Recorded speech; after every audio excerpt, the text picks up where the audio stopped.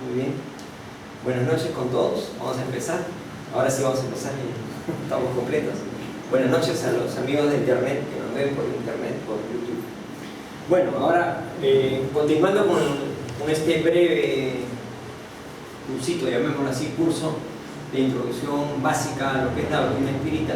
Ya hemos hablado en las charlas anteriores, hemos hablado de cómo se iniciaron estos fenómenos espirituales que parecía un plan programado, ¿no es cierto? Que masivamente comenzaron a aparecer fenómenos espirituales en diferentes partes, ¿no? En Estados Unidos, de ahí pasaron a Europa y a todo el mundo, ¿no? Entonces, ¿cómo eran este tipo de fenómenos? ¿Cómo es que se comunicaban en los principios de los fenómenos espirituales, ¿no? Entonces, hablamos de que inclusive que era una moda, era como ponerse de acuerdo en las esferas sociales de Europa, Francia sobre todo, ponerse de acuerdo, oye, ¿qué tal si nos juntamos para jugar Monopolio, por decir? Si iban, en vez de jugar Monopolio, se juntaban y conversaban con las mesas, y las mesas se movían y las mesas contestaban a las preguntas, ¿no? Era como un tema social, un tema de diversión. Y no faltó por ahí las personas que no tomaban el tema en diversión, sino querían investigar un poco más de qué se trataba esto, de cuál era la causa, cuál era el origen de eso, ¿no? Uno de ellos fue nuestro querido Allan Kardec, y vamos a explicar ahora quién fue en realidad Allan Kardec y cuál es la importancia del trabajo que él asumió, ¿no? Y qué cosa nos legó a la humanidad que era en realidad, ¿no? Vamos a conversar un poco de él, y como sabemos ya está basado en este libro que se llama Doctrina Espírita para Principiantes. Son los fundamentos de la doctrina, porque la doctrina del curso completo dura 3 años, creo. Es un curso bien grande, bien extenso, bien profundo, la parte filosófica sobre todo, pero vamos a tratar de hacerlo, tocar los puntos principales que nos permitan ya entender y poder conversar todos con los mismos términos, ¿no? Entonces, Allan Kardec, en realidad su nombre era Hippolyte Léon Denisard Rivail, ese era su nombre de verdad. Nació en Francia, en la ciudad de Lyon, el 3 de octubre de 1804. Luego, posteriormente, a solicitud de los guías espirituales, por temas de guardar su nombre todavía bajo reserva, adoptó el seudónimo de Allan Kardec. Estudió en Lyon, en su pueblo donde él había nacido, y luego se fue a estudiar a Yverdon, Suiza. Fue un gran salto en su formación, porque él era como que, digamos, en las escuelas, los colegios de su pueblo, Lyon, ya le quedaban chicos, porque era un hombre muy inteligente, muy hábil, ¿no? Muy ordenado. Entonces, sus padres le dieron la oportunidad de que estudiara en una escuela de vanguardia, que en esa época era el instituto de Yverdon, Suiza, manejado por Pestalozzi. Ustedes han oído hablar, inclusive en colegio que lleva su nombre, Pestalozzi, ¿no? ¿Hasta ahora existe? Exacto, sí, todavía existe el colegio. Que en esa época, miren, era la institución educativa modelo de Europa. Toda la educación tradicional le dio vuelta con esta nueva metodología Pestalozzi, y él fue a estudiar ahí, y fue uno de los discípulos muy aplicados de Pestalozzi, ¿no?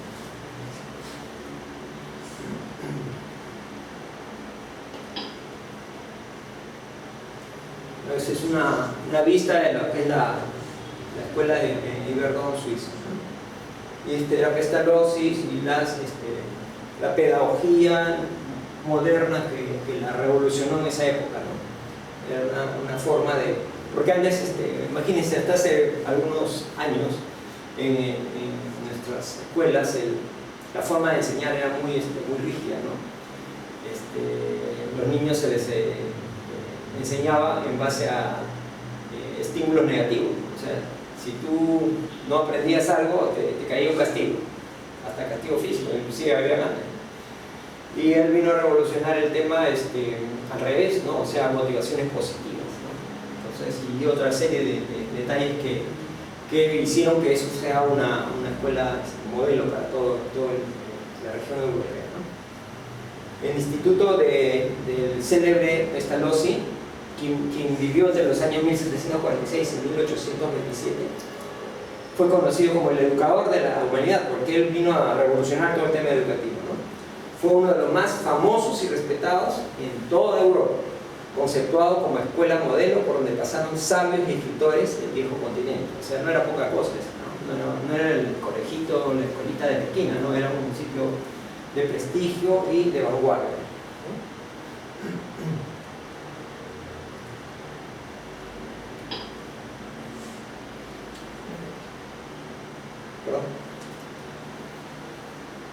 Luego de sus estudios regresó, ya fue a París, ya no fue a Lyon, ¿no? Regresó a París, donde ahí hizo su posgrado, digamos, y alcanzó el grado de maestro, tanto en letras como en ciencias. Hay unos que se quedan en la parte de letras, otros en la parte de ciencias, y él hizo su maestría en las dos cosas, letras y ciencias. Y conoció diversas lenguas, como el italiano y el alemán, aparte del francés, ¿no? En el mundo literario parisien, en ese entorno literario, conoce a la profesora Amélie Gabriel Goudet, con quien se casa. O sea, se casa con una persona que también era literata, ¿no? Le gustaba los temas de educación, de literatura, ¿no? Entonces, de afinidad se casa con una mujer también inteligente y dedicada, ¿no? Amélie Goudet. Después va a tener un papel muy importante en toda la vida de Alan Kardec y en la doctrina. Bueno, acá dicen que cuando estaba joven, cuando tenía 25 años, tenía pelo. Publicó numerosos libros didácticos. O sea, esto antes que él conociera los temas del espiritismo. O sea, él estaba joven y ya de esa edad ya había publicado algunos libros.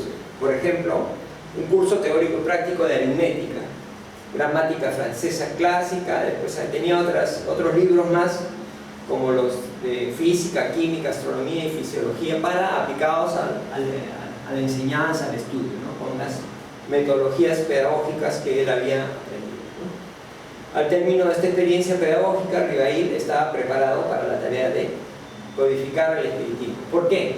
Porque ya todo esto era una base para darle un esquema de orden científico, pedagógico y metodológico para poder armar toda esta información tan preciosa que es la que llega ahora a nuestro libro, ¿no? A nuestras manos, ¿no? Entonces, era un hombre ya pues reconocido, publicaba cosas científicas interesantes, ¿no? O sea, no era una persona que... 25 años joven. Joven, pues, sí, ya dedicado a eso. Bueno. Entonces, ¿cuándo comienza la misión de Alan Kardec? Comienza en 1854, miren, ¿no? 1854. Cuando por primera vez escucha hablar de las mesas giratorias, tenía a su amigo el señor Fortier. El señor Fortier asistía a estas sesiones donde las mesas se movían y le comenta pues a él, hay un sitio donde las mesas hablan, las mesas se comunican, las mesas. Entonces él dice, pues las mesas son madera. Comienza a pensar, ¿no? La madera no puede pensar. Entonces lo invita para asistir a una reunión de mesas parlantes. Lo invita al profesor Rivail. Entonces, en principio, él había investigado un poco el tema del magnetismo, porque en esa época estaba Mesmer. Mesmer había investigado bastante el tema del magnetismo y sus propiedades curativas, y a él también le interesaba el tema del magnetismo. Y se sabía que esa fuerza invisible también podía mover objetos. Entonces dijo, de repente está asociado a esto y voy a ver de qué se trata. Y como dice, ¿no? Pensando descubrir nuevos fenómenos ligados al magnetismo, por los cuales se interesaba hacer. No acepta por el tema de que, sí, voy a ver la diversión, el tema de curiosidad, sino pensando en que había un tema científico atrás, ligado a la física, más que todo. Entonces él decide y acepta. Luego de algunas sesiones se comienza a cuestionar, ¿no? Para descubrir una respuesta lógica a los fenómenos que estaban pasando y que pudiera explicar el hecho de que las mesas pudieran pensar o emitir mensajes inteligentes, ¿no? Decía, pero ¿cómo es que la mesa está respondiendo preguntas? ¿No? Y entonces él se preguntaba, ¿no? ¿Cómo puede una mesa pensar sin tener cerebro y sentir sin tener nervios, ¿no? Porque expresaban sus emociones las mesas, aparentemente, y respondían preguntas, ¿no? Entonces descubriría de luego que no era la mesa quien respondía, ¿no? Sino las almas de los hombres que habían vivido en la tierra, quienes se valían de la mesa y de los medios que estaban en las salas para comunicarse. O sea, la mesa no era el ser inteligente, sino era el instrumento del cual se valían los espíritus para comunicarse. Él logra descubrir eso.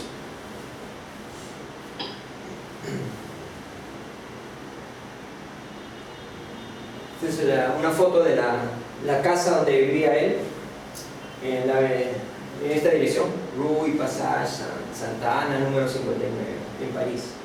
Y ahí en su casa se reunía con otras personas también del ámbito científico, literario, y ahí estudiaban estos temas. Pero él digamos, a cada cosa que él iba descubriendo le daba más inquietud científica, ¿no? Quería un poco aprender más, ¿no? Y sucede que el 30 de abril, miren, 30 de abril de 1856, uno de los mensajes que da un espíritu se lo da para él. Lo da el mensaje para él, porque los mensajes normalmente eran generales o para una persona de allá o otro de acá. Pero en ese le llega un mensaje a él. Y el espíritu dice, ¿cómo te llamas? Yo me llamo Verdad, dice. O sea, espíritu de verdad. Y le reveló la misión que tenía que hacer. Y él después va a dar vida a una doctrina nueva, porque cuando nos hablan de espiritismo, el espiritismo es una cosa nueva. Nació en el año al siguiente año, en el año 1857. No es que el espiritismo ya existía antes, ¿no? A veces es un neologismo, una palabra nueva. Y esta doctrina que estamos compartiendo ahora daría luz a las personas y esclarecería las conciencias. Miren, de solamente el hecho de ver mesas que se mueven o mesas que responden preguntas, él codifica una doctrina que ayuda a los hombres a ver la realidad y a esclarecer los temas de conceptos, ¿no? Conceptos de conciencia, transformando la óptica, porque a lo que, digamos, estamos unos años en este tema, conocemos un poquito, creo que nuestras vidas han mejorado.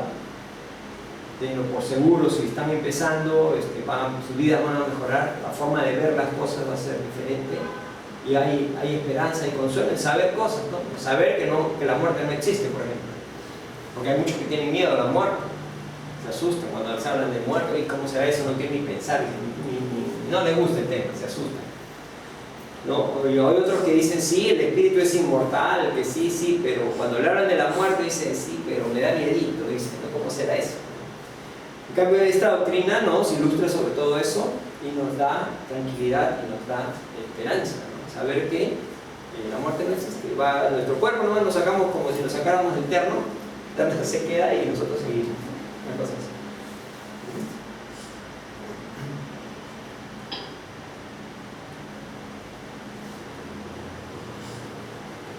Sin embargo, él, a pesar de todo lo trome, lo preparado que era, él era bien humilde, ¿no? Dijo que él no se consideraba un hombre digno para una tarea de tal envergadura, porque el espíritu le había dado un mensaje bien comprometedor en cuanto al trabajo, a la responsabilidad, ¿no? Decía que él tenía que trabajar para hacer una obra, una doctrina nueva, ¿no? Él dijo, no, yo no me... como que se chupaba un poquito, ¿no? Y dentro de todo, acá no lo dice, pero el espíritu le dice, ¿no? Tú vas a trabajar sin desmayo, o sea, si ahora trabajas 8 o 9 horas, vas a trabajar 12, 14, no sabemos cuántas horas te vas a dedicar a esto, nada más. ¿Aceptas o no? Y dilo con sinceridad, porque si tú no aceptas, habrá otro que lo haga. Le dijo así, ¿no? Sin embargo, él aceptó el reto aunque no se consideraba digno. No obstante, dijo, haría todo por desempeñar las obligaciones que le encomendaran. Y fue así. Se dedicó al 100% a esto. Al 100%. Dejó todas las cosas sociales, todas las distracciones que podría haber tenido, y se dedicó como un apóstol a trabajar en esto. Lo cual realmente es algo extraordinario, agradecerle el sacrificio que hizo en su vida, ¿no? Y como buen discípulo de Pestalozzi, adoptó un método científico, ¿no? Que es el intuitivo racional, que tiene varias fases, ¿no? Teoría práctica y práctica en el aprendizaje. Vale decir, planteo una hipótesis, esa hipótesis la llevo a la práctica, compruebo y sigo haciendo la práctica ya en base a algo que he comprobado, ¿no? Entonces, es un método científico que permite ir desarrollando cosas a pie firme, digamos, ¿no? O sea, sin imaginarte cosas, sino tener una base sólida, ¿no? Bueno, acá hablan de Amélie Boudet, la esposa de Allan Kardec. Fue conocida como la Madame Allan Kardec. Era profesora, colaboró con su esposo en sus actividades didácticas, además de ser una dedicada compañera, lo apoyó en todos los momentos. Siempre estuvo al lado de él, apoyándolo en esta obra, porque se compró el mensaje, se compró la responsabilidad también.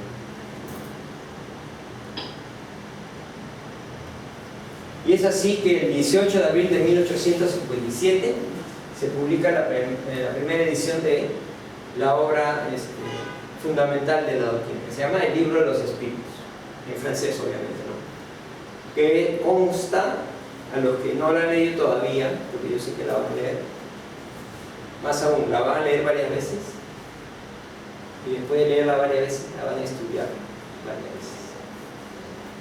Son 1019 preguntas con sus respectivas respuestas. Allan Kardec pregunta, los espíritus responden. Y hay comentarios de Allan Kardec también, realizadas a través de el método que empleó acá es de concordancia universal. Este método, ¿qué cosa es? Hay libros mediúnicos, de repente han oído hablar de otros, de Ramatiz, de otros libros mediúnicos, ¿no es cierto? Pero estos libros de acá, no es que Allan Kardec los mediumizó y los escribió, no. Él utilizó a diferentes mediums, no uno ni dos, sino varios, muchos. No se focalizó en París, fue en varias partes del mundo.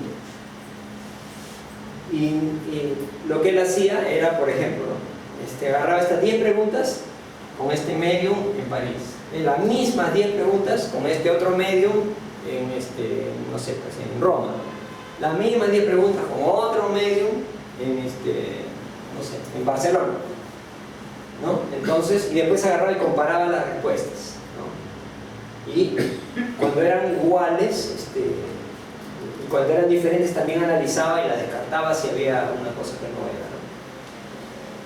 Entonces ese método asegura que, por ejemplo, una pregunta que ha sido contestada de la misma manera en diferentes lugares, con diferentes medios, obviamente es cierto, es cierto. Es el método que utilizaba él. Y ordenarlas por temas, ¿no? Entonces era una persona muy ordenada. Y pregunta a los espíritus superiores.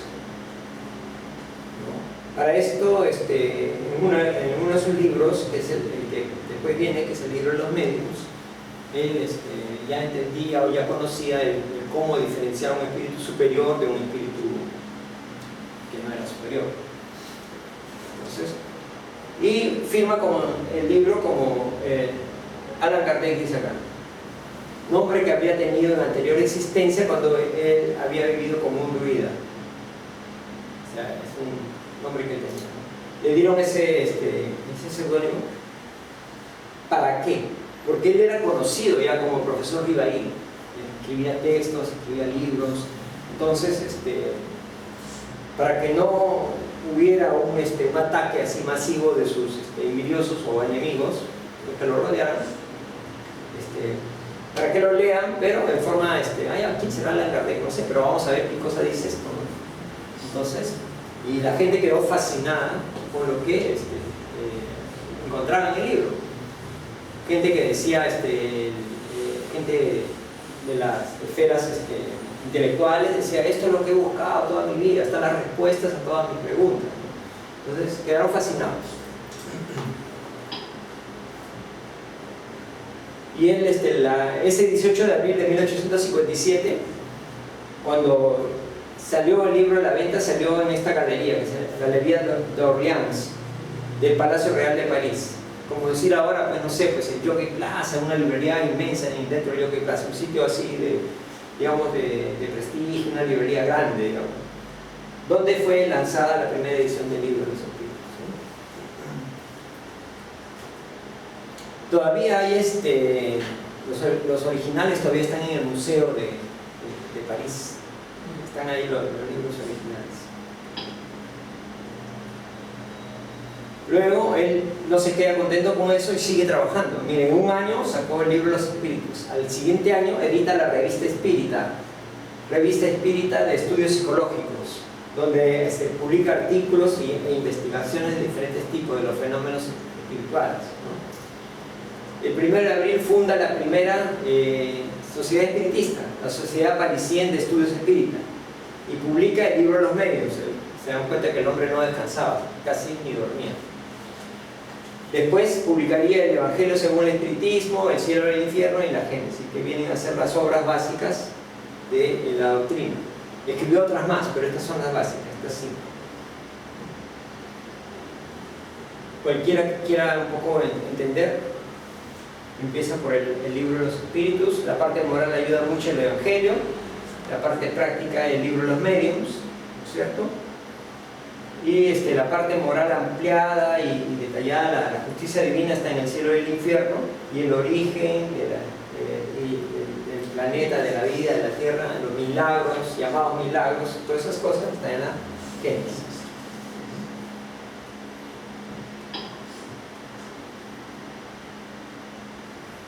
El astrónomo Camille de Flammarion, que era un sabio reconocido en esa época, lo llamó a Allan Kardec, que era su amigo, el buen sentido encarnado, le decía, porque era un hombre pues, de buen raciocinio, buena forma de pensar.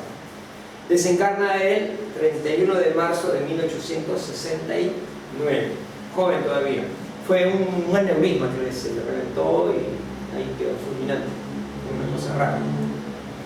Estaba ejemplarmente cumplida la misión del exponente máximo del espiritismo, la tercera revelación. ¿Por qué dice la tercera revelación? La primera fue la ley mosaica que aparece en el Antiguo Testamento, que vino Moisés y el pueblo, el pueblo hebreo, cuando salió huyendo de Egipto, había heredado todas esas costumbres, todas esas supercherías de Egipto, ¿no? Entonces baja con las normas, las tablas de la ley, qué sé yo, para que la gente se alinee con los nuevos principios de la ley divina, ¿no? Pero como la gente era muy rebelde, muy ruda, le pone una disciplina fuerte. La segunda revelación, ¿cuándo viene? Viene con Jesús, que viene a enseñarnos la doctrina del amor, ¿cierto? El amor, el perdón, el amor al prójimo, el amor a Dios. Sin embargo, Jesús, antes de partir, nos promete que Él nos dejará, nos promete que vendrá un consolador, dice, el Santo Espíritu, ¿no? Os dejaré mi Santo Espíritu que vendrá a consolarnos, dice. Entonces, la doctrina espírita viene a ser la tercera revelación, porque es un grupo, un equipo de espíritus superiores que vienen a consolarnos a todos a través de esta doctrina. Esa es la tumba de Allan Kardec, que la han hecho en figura de dolmen, porque él fue recordando su pasado de druida, ¿no?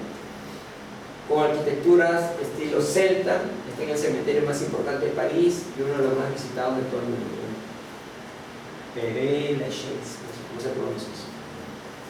El 31 de marzo de 1870 fue inaugurado el dolmen de Kardec, el cual se convirtió en punto de atracción para los turistas que pasan por la necrópolis.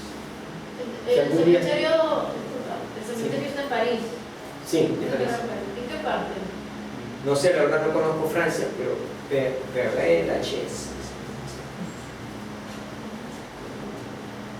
Pero seguramente que si googleamos un poco, ahí te va a salir porque dice que es el principal. Es un cementerio en París. Sí, el cementerio más importante de París.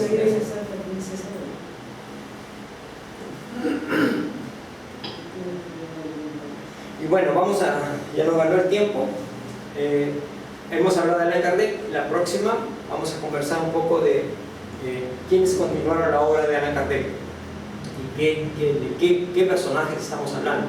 Personajes, estamos hablando ahí de gente importante, premios Nobel y todas esas cosas. Bueno, entonces acá los dejo en suspenso hasta la próxima semana. Gracias por su atención.